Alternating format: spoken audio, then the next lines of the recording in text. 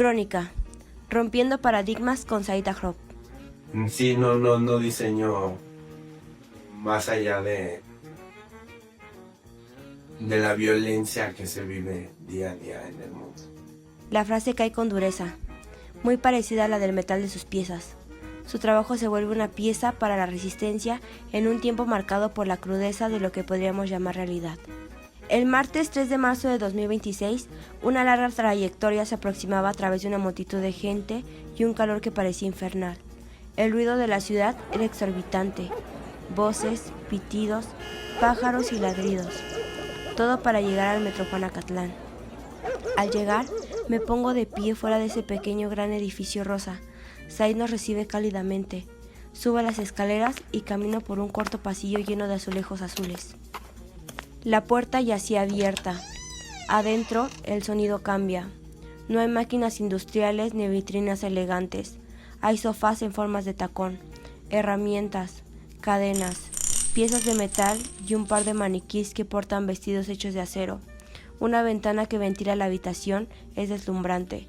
Entran unos cuantos rayos de sol y colgado en sus barrotes dos prendas increíblemente pesadas. Tomamos asiento. Said sirvió la bebida en tazas de vidrio en forma de calavera. Nos dio la bienvenida y poco a poco la conversación comenzó a fluir.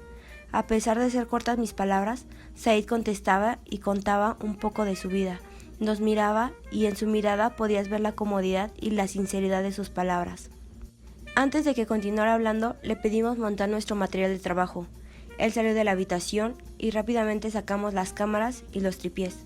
Buscamos un buen ángulo, donde destacara la personalidad de Said, un lugar que incluso sin palabras se pudiera transmitir la esencia de este gran creador.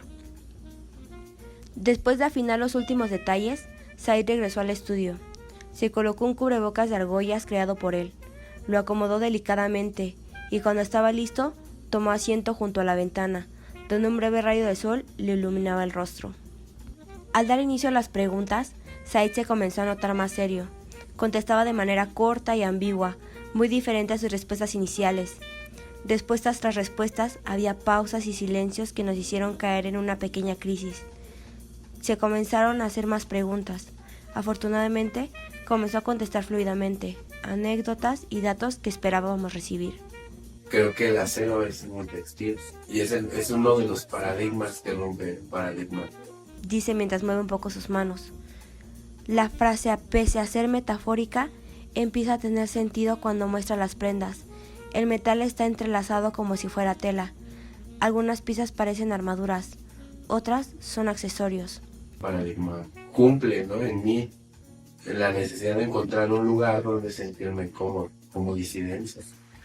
Así nació Paradigma, explica, un proyecto que comenzó diseñando y armando piezas de acero, pero también buscando algo más, la comodidad dentro de un mundo que ya decidió cómo debemos vestirnos. Concluimos la entrevista con una pequeña dinámica donde le pedimos a Said que escribiera una frase o palabra en un post-it y lo mostrara a la cámara. Said seguía un poco tenso por las cámaras, no lo interrumpimos en ningún momento, pero cambió su manera de hablar cuando dejamos de hacerle preguntas que podrían resultar muy formales. Se puso de pie y comenzó a mostrar sus prendas. Intercambiamos palabras y su semblante cambió. Se veía más feliz y libre al momento de hablar, incluso aun cuando me encontraba en una esquina con la cámara grabando. Esta colección está inspirada mucho en la religión, ¿no? Está inspirado en la apropiación de la simbología por parte de las religiones y de cómo las religiones utilizan esta simbología para manipular las masas. Mientras habla, señala los maniquís de acero que sostienen parte de la nueva colección. Tenía muchas limitantes de si usar o no toda esta simbología, ¿no? Que son las cruces y otras que vienen después, ¿no? En este caso las cruces tenía yo mucho como esta onda de que no, por respeto y la iglesia. Y dentro de esta apropiación que tienen las religiones, yo me cuestioné si debía o no. Y creo que todos deben de apropiarse de la simbología que existe en el mundo.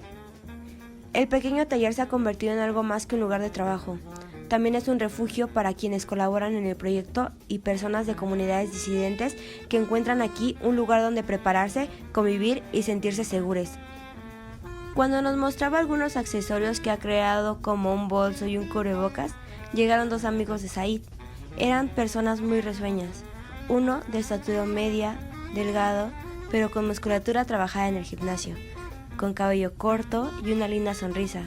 Se presentó con nosotros como Jotrón y nos puso algunas de sus canciones, ya que se dedicaba a la música. Asimismo, la otra chica era alta, de cabello rubio corto, lentes, delgada, traía puesto un vestido negro y unas botas negras que la hacían lucir más alta. Said se acercó a ellos y comenzó a ponerles prendas creadas por él. Ambos estaban felices e incluso un poco asombrados por los materiales y el peso de las prendas que relucían de manera espectacular en ellas. Comenzaron a posar frente a un espejo que se encontraba en la habitación. Poses sencillas, pero que los hacían resaltar y brillar. La cámara los enfocaba y grababa muy detalladamente de los pies a la cabeza, tratando de capturar la esencia de las prendas. Said, sin mucho cuidado, les retiró las prendas y las volvió a colocar a un lado, y aquí es cuando el trabajo parecía haber concluido, pero no fue así.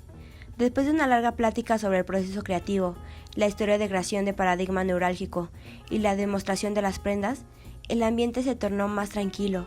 El sol ya no pegaba con fuerza por la ventana. Said puso un Big Mix de queso sobre la pequeña mesa que se ubicaba en el centro de la habitación. Se sirvieron un poco de cerveza, comenzaron a armar un porro y encender cigarros para saciar el antojo. La plática comenzó a abrirse, cosas personales salieron a flote. Nuestros pasatiempos, gustos e incluso ideologías que se complementaban al momento de explicar en lo que consistía nuestro proyecto. La conversación era fluida. Pasábamos de un tema a otro sin titubear. En este punto, la habitación estaba llena de humo.